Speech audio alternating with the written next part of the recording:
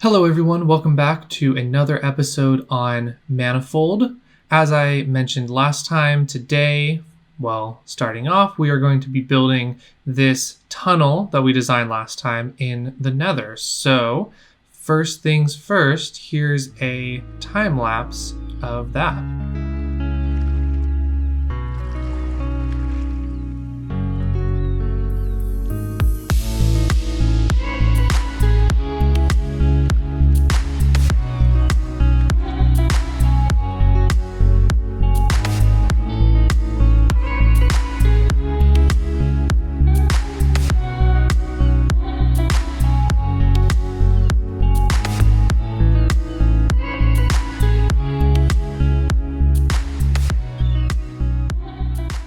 So as you can see, the tunnel is nowhere close to being finished.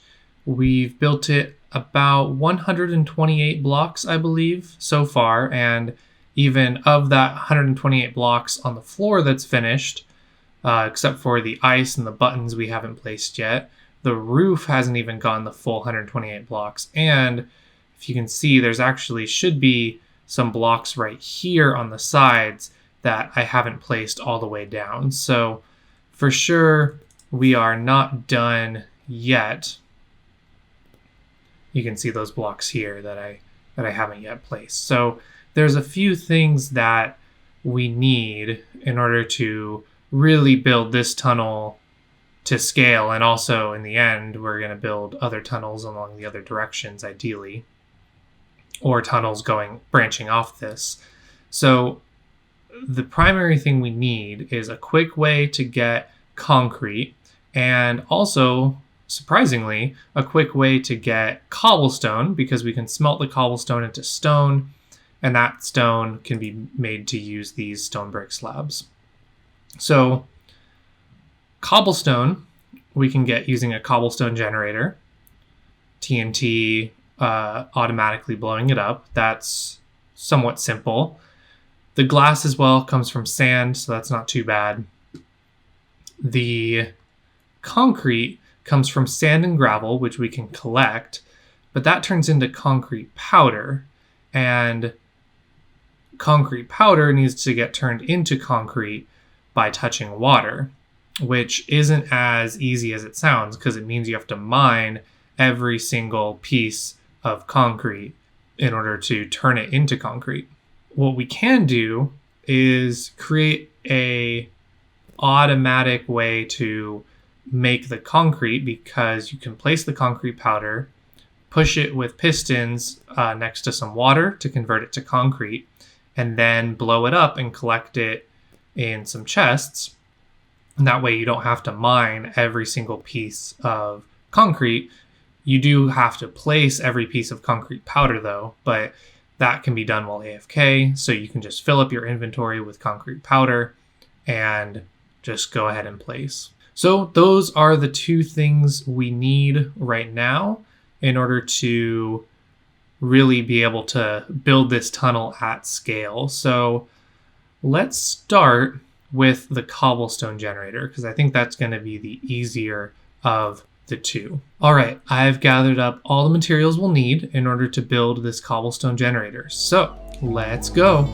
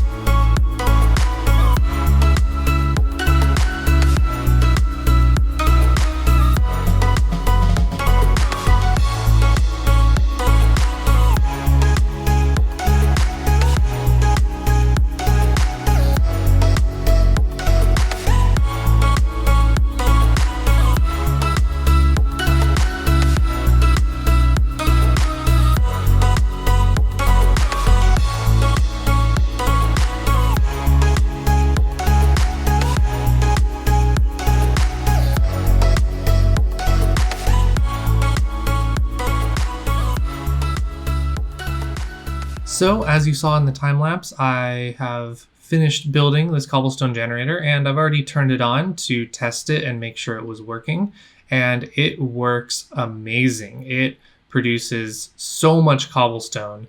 Here, I'll turn it on for a little bit.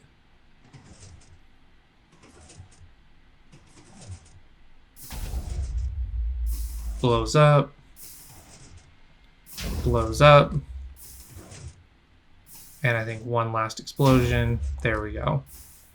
And just that is probably a lot of cobblestone. I'd estimate, I'm going to say 3 stacks. Almost 4 stacks. I didn't have any cobblestone in my inventory before. Almost 4 stacks, and that was what, 3 explosions, I think that was. This thing is crazy fast. This is based off a design by Ilmango. He built it back in 1.14, but the design still works, and it's also potentially symmetrical, so you could build this same module on the other side, and there would be stone pushed in from both sides to do double duty. But even just the one side, as you can see, is crazy fast. So I'm very happy with this. This will give us more cobblestone than we'll ever need. Because, I mean, if you think about this, this is going to be enough for the bridge, right? Well, each cobblestone block will eventually be 2 slabs. So this is enough for, it could make the bridge 255 blocks longer, essentially. So in terms of cobblestone, we're good. Of course, you need also the glass and the ice and the concrete in order to go with that. But for cobblestone, at the very least, we're good because, well, cobblestone itself, well, can it? I actually don't know if cobblestone can be stone cut. I don't think it can. Yes, that's correct. Okay. So we would have to smelt it first. As you saw, the TNT cobblestone generator is all finished, except we are missing one thing, and that is a collection system. Right now, there is just this hole, and the cobblestone falls onto the ground, and that's it. That is the entire collection system. So obviously we need something a little better than that, and actually because this creates so many items, we can't actually do just a simple hopper into a chest, because a hopper can only move around 8,000 items per hour. This is apparently going to produce around 60,000 items per hour. That's the amount that Ilmango quoted, and I did my own calculations based on how many items I'm getting from it, and it seems to be around that amount, which means we'll need 8 hoppers picking up items in parallel in order to keep it from backing up with more and more items. So we're going to need to use a water stream, align the items, and send them across a line of hoppers next to ice blocks. So I think I have everything that I need for that. So let's go ahead and build it up. Okay, so I think I've built up something here that will serve the purpose. So let's see. So if you can see in the center there, the items are going to fall into this water stream, flow down. This chest here is just for alignment. It'll align the items against the chest so that they will flow down here and move across the ice, but also be able to be picked up by the hoppers. So they will run across here, and if all the hoppers are full or are on cooldown, they will flow into this item stream, flow back around, back into the system. And there are 8 hoppers here, right? 8 hoppers here, which should be more than enough. And each parallel line is hooked up to 2 double chests. So if my calculations are right, this should take something like 45 minutes to completely fill up, which sounds like a lot, but considering that, well, back at our storage, we have a single double chest for cobblestone right now. This is, I think, more than enough that we'll need right now. And if we ever do need more space, well, there's no item filters or anything like that. So we could just very easily add more layers going downward and expand the storage potential here. So I need to give this a test. So let's go ahead and turn this on and see how it works.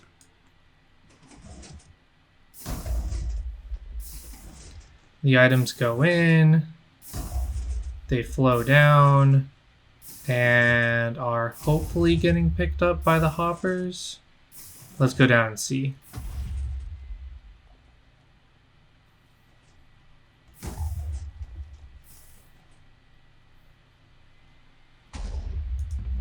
So items are flowing in.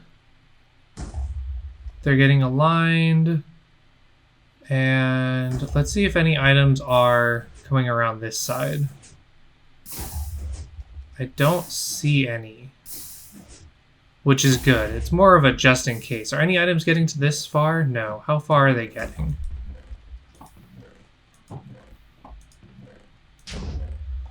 So far, they're only getting to the first two chests, but I suspect as this keeps running, we'll see them going further along, because those hoppers must be, yeah, those hoppers are very quickly filling up to their max.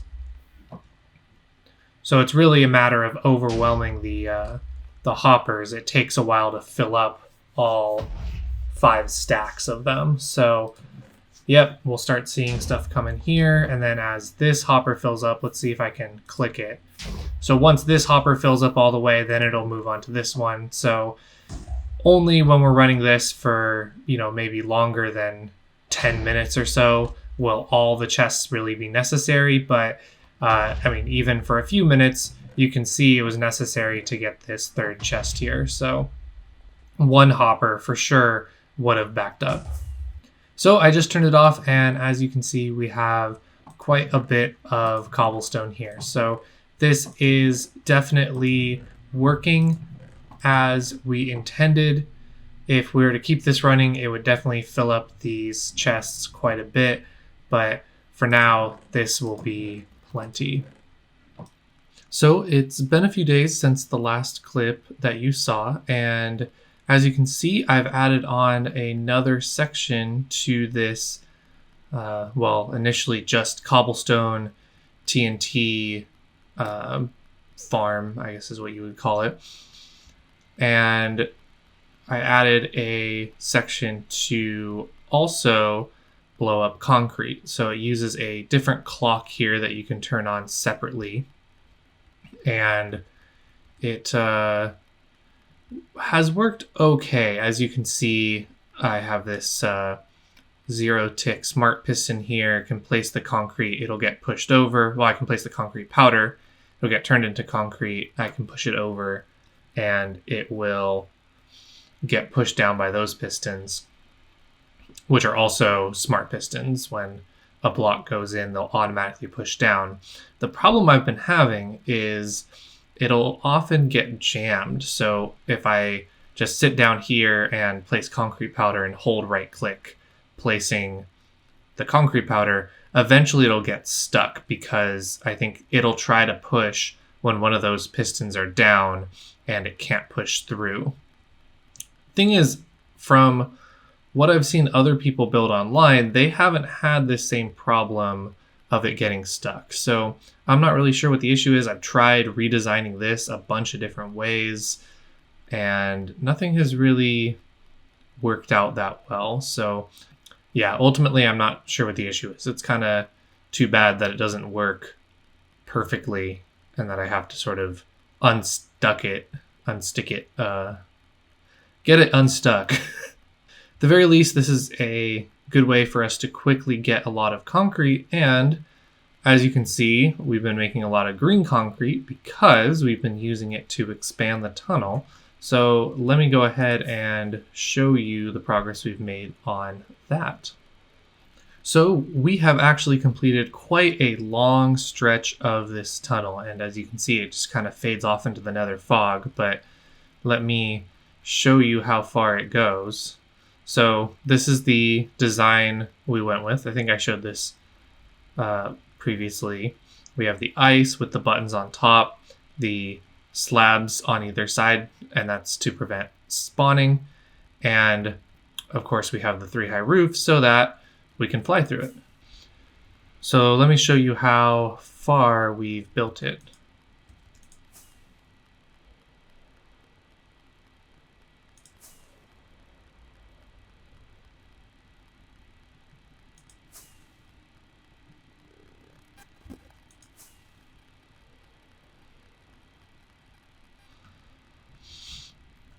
So right now it just ends into this unfinished part of the tunnel right here in this basalt delta.